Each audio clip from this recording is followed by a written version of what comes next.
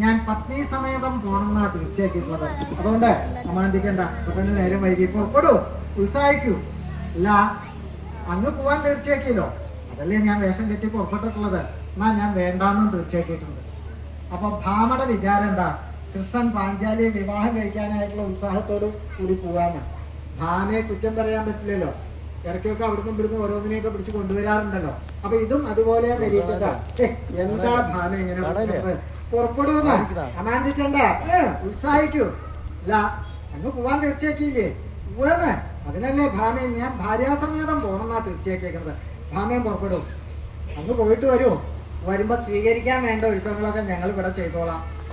അതെന്താ ഭാമേ, ഞാൻ എവിടെയെങ്കിലും പോയി വരുമ്പോ പ്രത്യേക സ്വീകരണം പതിവ് ഇല്ലാത്തത്? അല്ല, ഇത് പതിവ് പോലെ അല്ലല്ലോ. മടങ്ങി വരുമ്പോ കൂടെ വേറെ ആളുണ്ടാവുമല്ലോ. വേറെ ആളോ? അതാരാ? അല്ല, വിവാഹം കഴിഞ്ഞാൽ പിന്നെ പാഞ്ചാലി അവിടെ നിർത്തി പോരാൻ പറ്റില്ലല്ലോ, കൂടെ കൊണ്ടുവരണ്ടേ.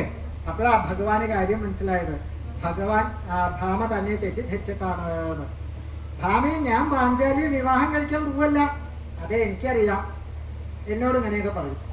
പാഞ്ചാലി അത് സുന്ദരിയാന്നാ കേട്ടിട്ടുള്ളത്. അവിടെ ചെന്നാൽ അങ്ങേക്ക് വേണം തോന്നും, കൈ പിടിച്ചുകൊണ്ട് കൊണ്ടുവരും. അതല്ലേ ഉണ്ടാവുക, വിരോധമില്ല. ഏതായാലും ഞങ്ങൾ ഇവിടെ ധാരാളം ജ്യേഷ്ഠത്തിമാരുണ്ട്. ഒരനിയത്തിയും കൂടി വന്നു എന്ന് വെച്ചാൽ ഞങ്ങൾക്ക് വലിയ വിഷമമൊന്നുമില്ല. ഞങ്ങൾ സാരായിട്ട് നോക്കിക്കോളാം, അങ്ങ് പോയിട്ട് വരും. ഞാൻ എല്ലാ ഭാമയെ പാഞ്ചാലിയെ വിവാഹം കഴിക്കുന്നത്. എന്തിനാ അങ്ങനെ പൊളി പറയണത്? അതങ്ങനെ സമ്മതിച്ചൂടെ? ഞാൻ പറഞ്ഞില്ലേ, എനിക്ക് ഒരു വിരോധം ഇല്ലാന്ന്. പക്ഷേ എന്റെ മുമ്പിൽ വെച്ച് വേറൊരുത്തിയുടെ കൈ പിടിക്കണത് കാണാൻ എനിക്ക് വലിയ മോഹമൊന്നുമില്ല. അതുകൊണ്ട് ഞാൻ കൂടെ വരാൻ ഭാവില്ല, അങ്ങ് പൊക്കോളും. ഭാവ ഞാനല്ല എന്ന് പറഞ്ഞില്ലേ, അങ്ങല്ലാന്ന് ഇത്ര ഉറപ്പുണ്ടെങ്കിൽ വേറെ ആരാന്ന് അങ്ങേക്ക് അറിയാം. എന്നാ അതാരാന്ന് പറയൂ. അപ്പൊ ഭഗവാന് പറയാൻ മടിയുണ്ട്. എന്താ? അർജുനാണ് പാഞ്ചാലിയെ വിവാഹം കഴിക്കാൻ, ഭഗവാൻ അറിയാം. പക്ഷെ അതിപ്പോ ഭാമയോട് പറഞ്ഞാൽ അർജുനും മറ്റു പാണ്ഡവരും മരിച്ചില്ല എന്നുള്ള രഹസ്യം ഭാമയെ അറിയിക്കേണ്ടി വരും.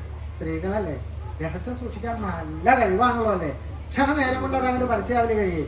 സംശയം എന്തൊക്കെ പരീക്ഷിക്കാത്ത ഈ അച്ഛത്തെ എന്തെങ്കിലും ഒരു കാര്യം കൊടുത്താൽ ഇത് കഴിയുന്നതിന് മുമ്പ് ഇവിടെ മാത്രമല്ല എല്ലാ സ്ഥലത്തും ആക്കിത്തരും. അപ്പോ ഇപ്പൊ പാണ്ഡവര് മരിച്ചില്ല എന്നുള്ള രഹസ്യം പരസ്യക്കാരായിട്ടില്ല. അതാ ഭഗവാൻ ഒന്നും മരിച്ചത്. എന്താ ഭാമയെ പുറപ്പെടാൻ പറഞ്ഞാൽ ഇങ്ങനെയാ. അതല്ല, ആരാണ് എന്ന് വെച്ചാൽ ഒന്ന് പറയൂ. എന്താ, ഞാൻ സ്വകാര്യമായിട്ട് പറയാം. സ്വകാര്യമായിട്ടോ വിവാഹം കഴിക്കാൻ പോണ ആളുടെ പേര് ഇപ്പൊ അത്ര സ്വകാര്യമായിട്ട് പറയേണ്ട വല്ല ആവശ്യമുണ്ട്?